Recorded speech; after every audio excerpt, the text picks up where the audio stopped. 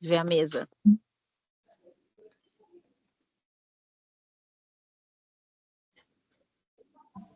Bom.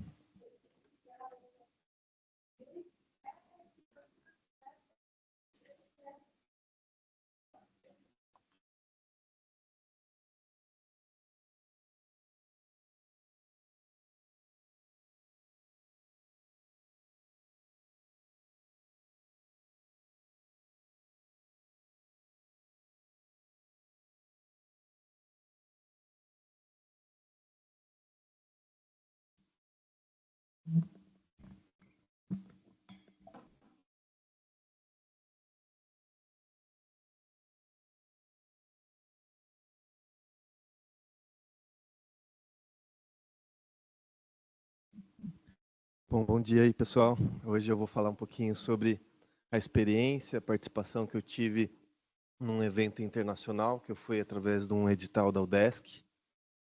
O evento foi esse, o ALAG, aconteceu do dia 21 ao dia 24 de outubro, ou seja, aproximadamente umas 3 semanas atrás, quase um mês atrás. Ocorreu em Guadalajara, no México. E o trabalho que eu apresentei lá foi sobre os resultados aí que estão dentro do projeto de genômica de conservação de ovinos pantaneiros, né? Que eu conduzo principalmente com o pessoal lá do CAV da pós-graduação em bioquímica e biologia molecular. E aí gostaria de começar contando mais sobre o histórico, né? Desse projeto. Tudo começou aí com uma parceria através do projeto muito maior do que esse que eu vou descrever para vocês, que é o projeto de conservar, desenvolver e consolidar o rebanho de ovinos pantaneiros como a primeira raça genuinamente sul-matogrossense. Então, é uma parceria que envolve a parte de genética, onde a gente participou de forma mais efetiva, mas várias outras áreas de zootecnia, por exemplo, para caracterização aí fenotípica, do desempenho, por exemplo, né, desses animais. Então, tudo começou lá pela essa chamada Fundect 31/2021, ou seja, uma chamada de financiamento lá do Mato Grosso do Sul, onde fica a maior parte, a maior extensão do Pantanal, né? Onde a gente teve um aporte de recursos de um pouco mais de R$150 mil para todos os experimentos envolvidos aí nesse grande projeto. Esse projeto ele foi coordenado pelo professor Fernando Miranda de Vargas Júnior, lá da Universidade Federal de Grande Dourados, tá? Uma das principais universidades lá do Mato Grosso do Sul. E quem fez a conexão, na verdade, que me fez o convite para participar desse projeto foi a doutora Adriana Melo de Araújo, lá da Embrapa Pantanal, onde eu já tinha feito aí colaborações com ela, trabalhando com a parte genômica da conservação dos caprinos marotas, que são caprinos localmente adaptados às condições lá do semiárido nordestino. Então, dentro aí desse grande projeto de conservação e caracterização dos ovinos pantaneiros, a parte que a gente trabalhou foi através de uma varredura genômica de ovinos pantaneiros sob seleção no Pantanal, aonde quem conduziu esse experimento foi o Leonel, tá? Foi meu primeiro orientado aí de mestrado. Ele concluiu a dissertação dele nesse ano, no início desse ano, mais ou menos em fevereiro. Lá no programa multicêntrico, pós-graduação em bioquímica e biologia molecular, tá? É um programa de pós-graduação bem interessante, porque ele tem esse perfil multicêntrico, então está bem conectado aí com vários outros centros ao longo do Brasil. E quem cedia ele em termos de UDESC, né? É lá no CAV, em Lages. Então, dentro desse contexto, eu decidi aí apresentar num evento internacional, né, esses resultados que foram bem interessantes, que a gente conseguiu aí com os ovinos pantaneiros, através do edital ProEvem, programa de auxílio à participação em eventos, que vai buscar um incentivo à visibilidade da produção intelectual da UDESC lá no exterior. Então, esse foi bem o objetivo, trazer os resultados que a gente tinha localmente, né, que tinham de interesse aí, principalmente para o pessoal que trabalha com melhoramento de ovinos no contexto do Mato Grosso do Sul, para fora, né, para fora do país. Então, envolvia aí conhecimentos imprescindíveis para o desenvolvimento da pesquisa, afinal, em palestras lá no exterior você tem contato com pesquisadores de fora, com novas ideias, com novas metodologias, que muitas vezes são importantes para a gente se reciclar.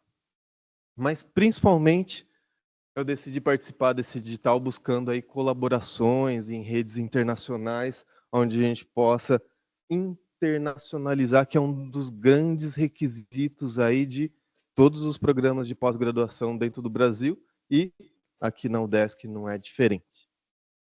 Então, o evento que eu escolhi participar foi o ALAG, Associação Latino-Americana de Genética, tá? Eles têm esse evento bianual, então em 2026 o próximo evento vai ser aqui no Uruguai, então mais pertinho, mais acessível para a gente, por exemplo. Mas esse ano foi lá em Guadalajara, no México, e o interessante desse evento é que ele se associa com outros eventos correlacionados, como, por exemplo, Congresso Nacional de Genética da Sociedade Mexicana, ok?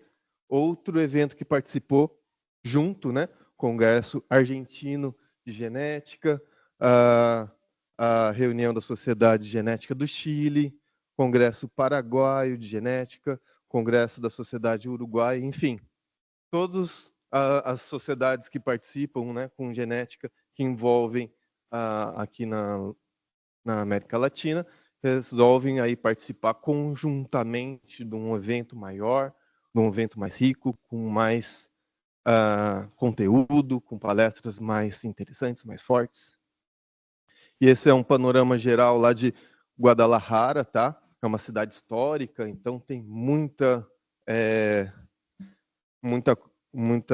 experiência cultural, muita experiência histórica, né, carregada aí na cidade em que eu tive o contato, a oportunidade de conhecer um pouquinho, pelo menos. Eu fiquei uma semana, basicamente, lá em Guadalajara, onde deu para conhecer principalmente aí as construções mais históricas, os lugares turísticos. Eles têm muitos parques bem arborizados, eles têm um perfil aí de vegetação parecido aqui com o Brasil, então muitas árvores, muitas flores, né?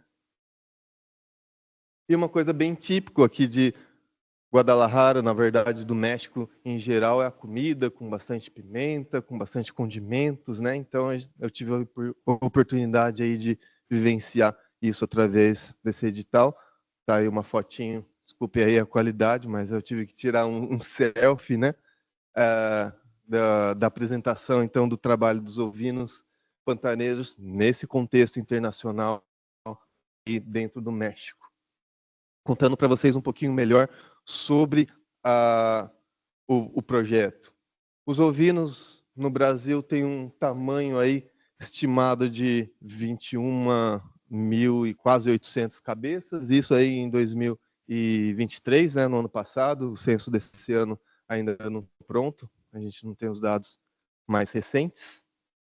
Ele é distribuído em mais de 500 mil unidades, ou seja, ele é constituído principalmente através de pequenas produções, né? Essa é uma característica diferenciada aí dos ovinos, por exemplo, em relação ao rebanho dos bovinos, onde é concentrado em propriedades muito maiores, com rebanhos muito maiores.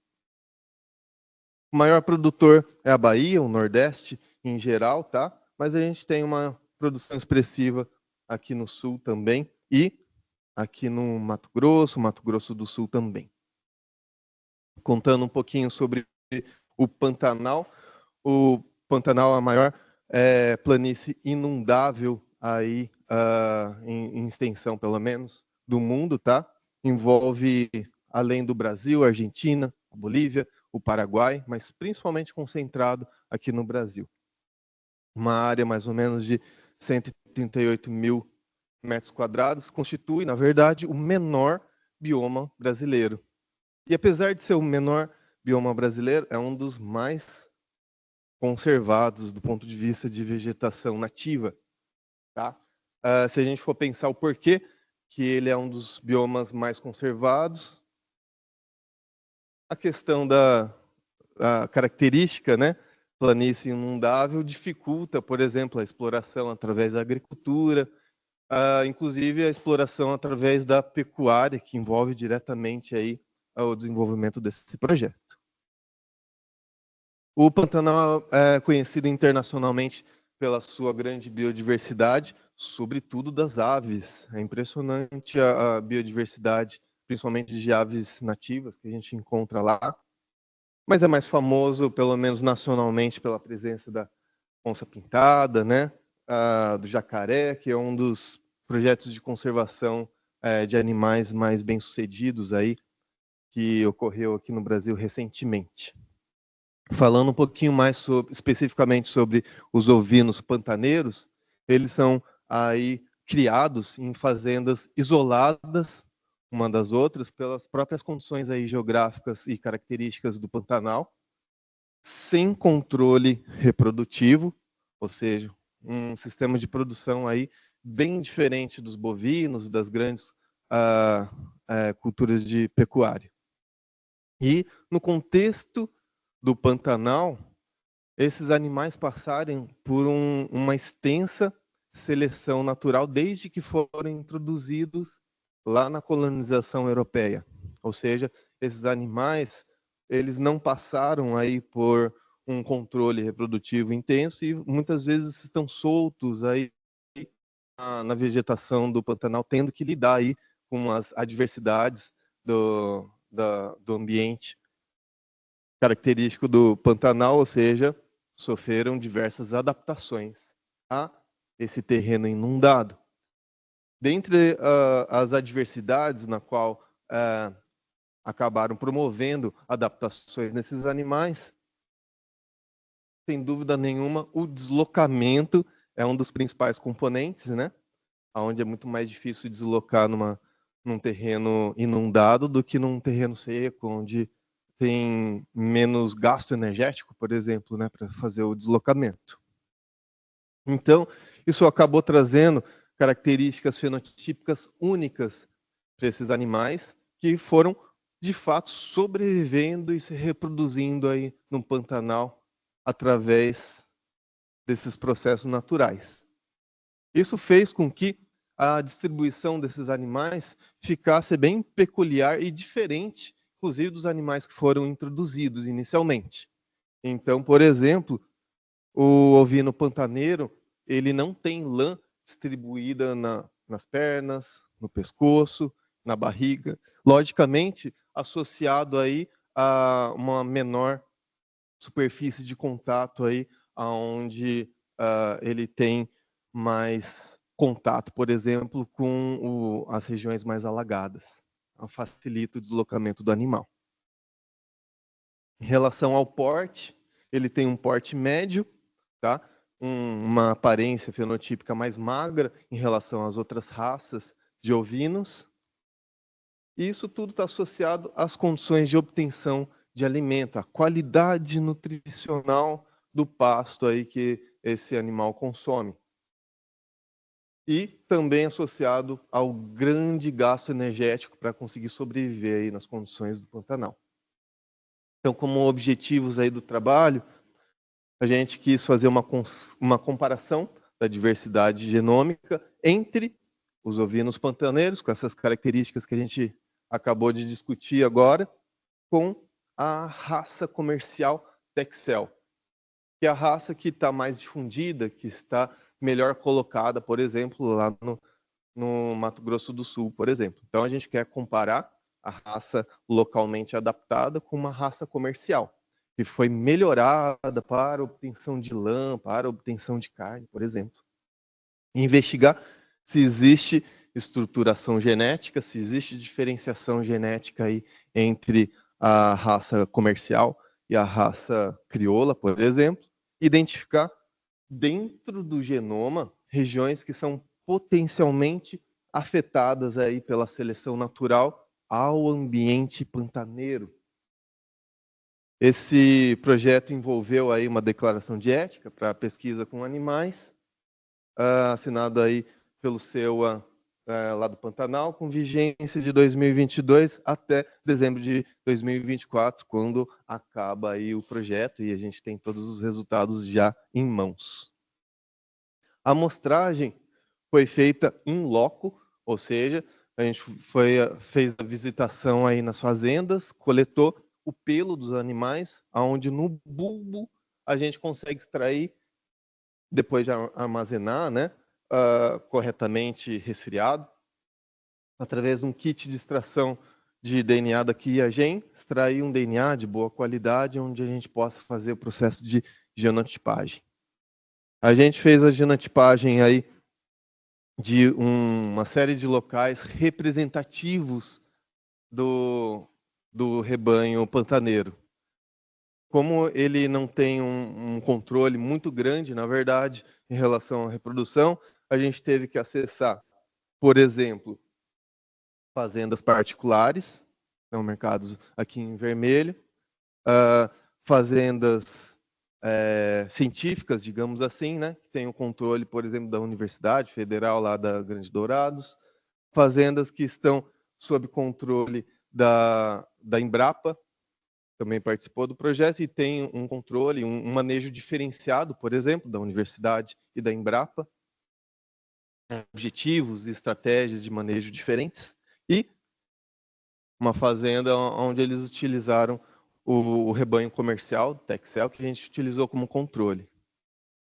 Então, a gente tem todos esses locais aqui representando os ovinos pantaneiros e um local aqui representando o ovino Texel, utilizado aí como controle para as comparações feitas. Aqui o desenho amostral, o local. Então, a gente tentou fazer uma amostragem na maior área possível aí que a gente conseguiu do Pantanal. Uma característica interessante que a gente não conseguiu acessar outros países, que aí envolve uma legislação um pouquinho mais sofisticada, um pouquinho mais complexa, né? A genotipagem foi feita através de um chip que foi desenhado e desenvolvido especificamente para ovinos, com 50 mil marcas. Então, tem uma amostragem bem significativa aí do genoma inteiro da espécie de ovino, representando aí todas as raças. A gente utilizou o protocolo GenSeq, Genomic Profiler, tá? Para obtenção dos SNPs, e depois a gente fez uma filtragem, por exemplo, excluindo alelos que têm uma frequência menor, por exemplo, do que 1%. A gente utilizou um call rate, uma taxa de chamada aí superior a 95%, e acabou sobrando para a gente utilizar na prática, nas análises, né, estatísticas, 47.908 SNPs. Aqui a gente tem o primeiro resultado e destaco que é o mais importante de todos. Quando o gestor aí principal do rebanho de ovinos pantaneiros me procurou, ele queria saber se o rebanho pantaneiro, que a gente já fenotipicamente observava, que tinha características morfológicas e anatômicas diferentes, se ele era de fato geneticamente diferente, tá? Então, com isso a gente conseguiu um índice de fixação significativo de 0,1, e através da análise exploratória aqui com o PCA, análise de componentes principais, a gente consegue observar que existe uma diferenciação bem significativa aí entre a raça comercial e o rebanho pantaneiro. E a gente pode observar também, desde essa primeira análise, que existe uma diversificação muito maior dentro dos ovinos pantaneiros, que é algo que a gente esperava também, né?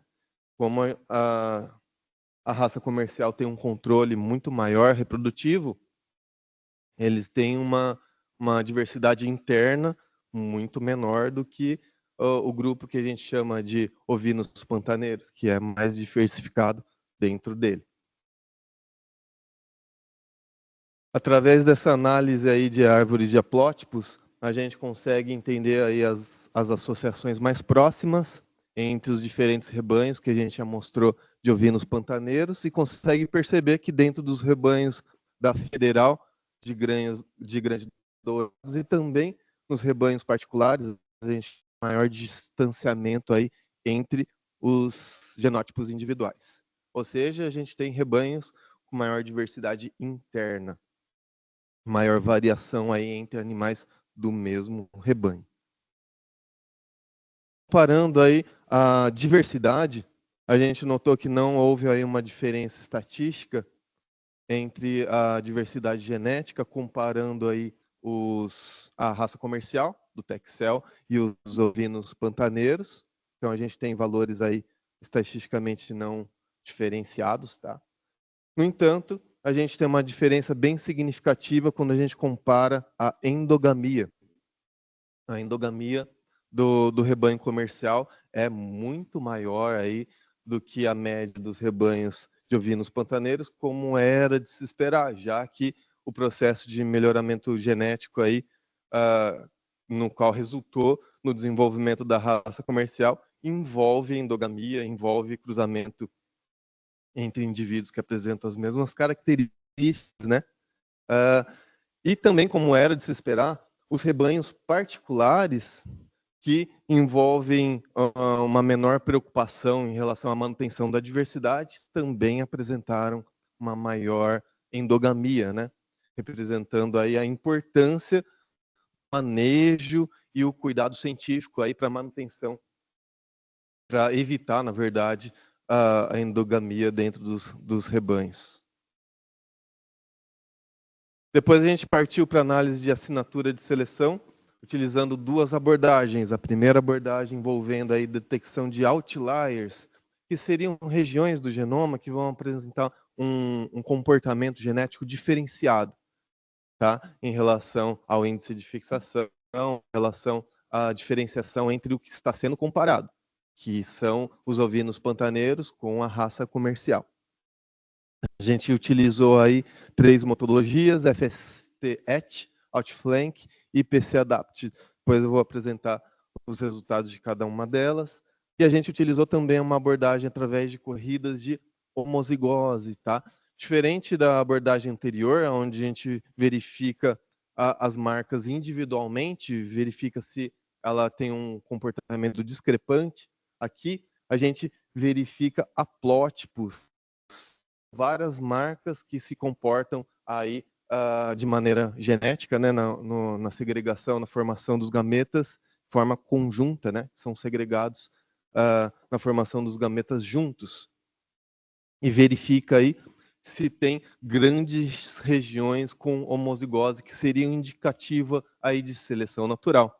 A seleção natural não vai afetar, por exemplo, só um SNP, vai afetar todas as regiões que estão ao redor desse SNP lá dentro do cromossomo, certo? Então aí a gente consegue detectar aí através dessas corridas de homozigose, tá? Essa é uma abordagem mais nova, surgiu nos últimos 10 anos e a gente testou nesse trabalho.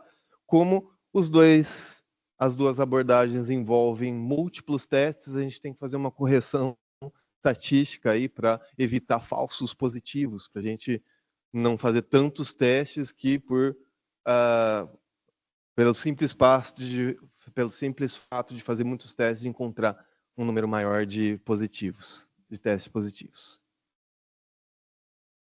O primeiro teste que a gente fez nessa abordagem de detecção de outliers, ele é menos restritivo, tá? Então a gente conseguiu aqui encontrar 262 SNPs dentro daqueles 49 mil SNPs que eram discrepantes, outliers, tá? Que podem estar associados como candidatos aí a uma seleção natural direcional, tá? direcional em relação aos aspectos que existem, por exemplo, no Pantanal, e não existem aí essas pressões seletivas na raça comercial. A outra abordagem é bem mais restritiva do ponto de vista estatístico, e a gente encontrou 56 SNPs marcados aqui em coloridinho também. Essas outras marcações aqui são os SNPs com um comportamento padrão, tá? Associado só à deriva genética, por exemplo. Tá? Então, essas marcas aqui estão em vermelho aqui ou em roxo aqui, elas, além da deriva genética, que vai afetar o genoma inteiro, elas estão sob o efeito da seleção natural, que só vai afetar as regiões que têm a ver aí com a manifestação do fenótipo associado à adaptação lá ao ambiente em que esses animais se encontram. Depois a gente utilizou também essa abordagem com o PC Adapt, que o diferencial dela é que a gente não pressupõe que são duas populações distintas, como as duas abordagens anteriores, tá? Que são através do FST. Quando a gente utiliza o FST, a gente pré-define o que é uma população, que a gente pré-definiu como Texel, né? E a outra população que a gente pré-definiu como todos os rebanhos de ovinos pantaneiros. Aqui, ele vai considerar tudo como se fosse uma coisa só e vai separar estatisticamente o que é mais distinto, né? E com base nessa separação estatística, vai identificar aí locos que contribuem mais com essa diferenciação. Interessante que todos esses diferentes SNPs que foram encontrados, eles convergiram quando a gente foi localizar lá no navegador, investigando dentro do genoma lá dos ovinos, quais são os genes que estão no entorno desses SNPs que foram discriminados. Tá? E a gente destacou aqui 4 genes que a gente tem uma função conhecida, que são mais estudados, por exemplo, que a gente conseguiu destacar em relação aos outros resultados como os principais genes aí associados ao processo de adaptação dos ovinos pantaneiros. Crescimento, fator de crescimento de fibroblastos, tá? Estimulação de condrogênese, proteína transmembrar melanossomal. Aqui é um gene associado à pigmentação. A gente encontra alelos aí fixados principalmente no Texel, associados ao próprio desenvolvimento do rebanho, né? da raça, na verdade. A própria caracterização da raça comercial, que tem uma pigmentação característica. E, por fim, a tropomiosina 1 é um gene super importante aí, associado ao crescimento e desenvolvimento muscular. Em relação às corridas de homozigose, aqui a gente colocou os diferentes rebanhos, tá? E vocês podem notar que a gente encontrou uma frequência maior de corridas de homozigose, ou seja, regiões onde a gente tem muitas regiões homozigotas em seguida, né? No Texel, como era de se esperar, tá? Essas corridas se caracterizam principalmente como corridas mais curtas, de comprimento mais curto, ou seja, está associado a uma seleção mais recente. Tem a ver com a própria formação do Texel, que não é tão antiga assim. E demonstra aí uma endogamia recente, principalmente da raça Texel, que foi desenvolvida através do melhoramento animal. Então a gente tem aí, principalmente no cromossomo 2, como vocês estão notando aqui, várias regiões associadas aí aos SNPs que estão em maior homozigose, quando compara com o restante do genoma. E quando a gente investiga quais são os genes que estão dessas regiões com maior homozigosidade, a gente identifica produção de lã, lógico, né?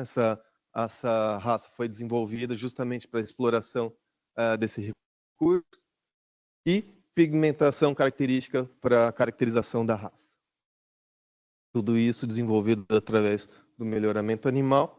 E quando a gente compara, por exemplo, com as corridas de homozigose lá do Pantanal, a gente verifica aqui, ó, nesses 3 cromossomos, principalmente genes associados ao crescimento muscular.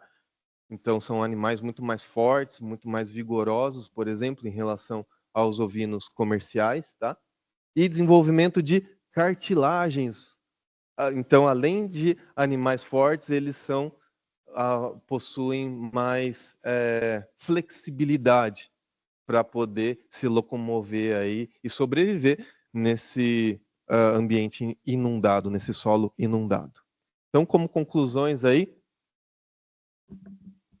a gente destaca que os ovinos pantaneiros são uma raça local, geneticamente distinta, que era o nosso principal objetivo. A gente conseguiu aí provar isso e mostrar que essa raça ela precisa de aporte de recursos para sua conservação, porque ela é fenotipicamente e geneticamente distinta, tá?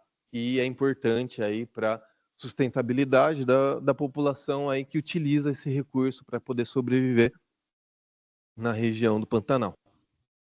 A gente identificou aí alelos de adaptação, principalmente em relação ao deslocamento nesse solo inundado, nos cromossomos 6 e 12. A gente identificou lá na raça Texel muito mais endogamia do que os rebanhos pantaneiros, como era de se esperar também. E genes associados à produção de lã, fixados principalmente no cromossomo 2. Então, as abordagens com outliers e corridas de homozigose acabaram apontando para as mesmas regiões, genes associados às mesmas características, tá? Então, os resultados acabam sendo complementares, que foi uma surpresa bem interessante para a gente. A gente não sabia se a análise dos outliers que investiga individualmente, né, ia ser ia corroborar, né, com os resultados dos haplótipos, onde a gente investiga regiões bem maiores dentro do genoma.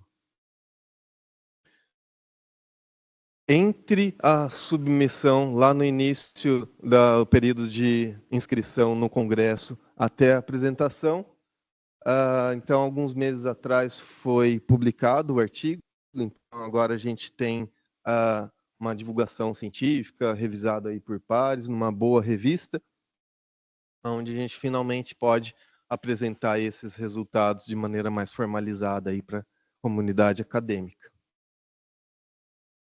E é isso. Muito obrigado aí pela atenção de vocês. Abro aí para discussão, se vocês tiverem alguma dúvida ou alguma curiosidade que eu possa responder. Deixa eu ver se o outro microfone está funcionando.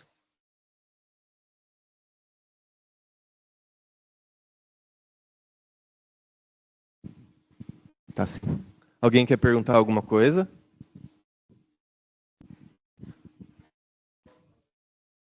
Pode.